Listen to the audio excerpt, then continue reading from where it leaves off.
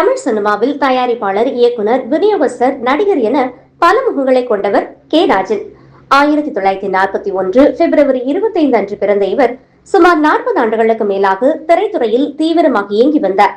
கடந்த 1983ஆம் ஆண்டு சுரேஷ் நடிப்பில் வெளியான பிரம்மச்சாரிகள் என்ற திரைப்படத்தை தயாரித்ததன் மூலம் தமிழ் சினிமாவில் தனது தயாரிப்பு பயணத்தை தொடங்கினார். அதற்கு பிறகு டபுள்ஸ், அவள் பாவம் போன்ற படங்களை தயாரித்தார். 1991இல் நிழல்கள் ரவி, சரத்குமார் நடிப்பில் வெளியான நம்ம ஊரு மாரியம்மா என்ற திரைப்படத்தை இயக்கினார். தொடர்ந்து 2005இல் உணர்ச்சிகள் என்ற படத்தையும் இவரே இயக்கினார். தங்கமான தங்கச்சி, சின்ன பூவை கிள்ளாதே போன்ற படங்களுக்கு கதை வசனம் எழுதியுள்ளார். தயாரிப்பு மட்டுமல்லாமல் பல படங்களில் குணச்சித்திர மற்றும் வில்லன் வேடங்களில் நடித்துள்ளார். மைக்கேல் ராஜ், சொந்தக்காரன், உளவுத்துறை போன்ற பழைய படங்களில் நடித்த இவர் சமீப காலமாக அஜித்தின் துணிவு மற்றும் செல்வராகவனின் பகாசுரன் போன்ற படங்களிலும் முக்கிய கதாபாத்திரத்தில் நடித்துள்ளார். கடந்த 2000 ஆண்டில் சென்னை விநியோகஸ்தர்கள் சங்கத்தின் தலைவராக பொறுப்பேற்று பணியாற்றினார். சினிமா மேடைகளில் பெரிய நடிகர்களின் சம்பள உயர்வு, தயாரிப்பாளர்களின் நஷ்டம், தியேட்டர் அதிபர்களின் சிக்கல்கள் மற்றும் நலிவடைந்த சினிமா தொழிலாளர்களின் கஷ்டங்கள் குறித்து யாருக்கும் அஞ்சாமல் ஓபனாக பேசுவதுதான் இவருடைய தனி ஸ்டைல்.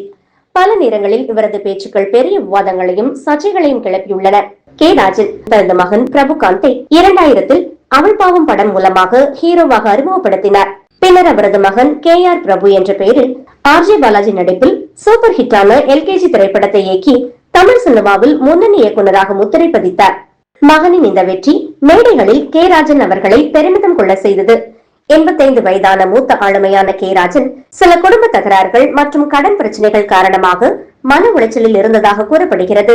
துரதிருஷ்டவசமாக 2026 மே 17 அன்று அவர்களின் குரல் தமிழ் சினிமா வரலாற்றில் என்றும் நினைவு கூறப்படும்.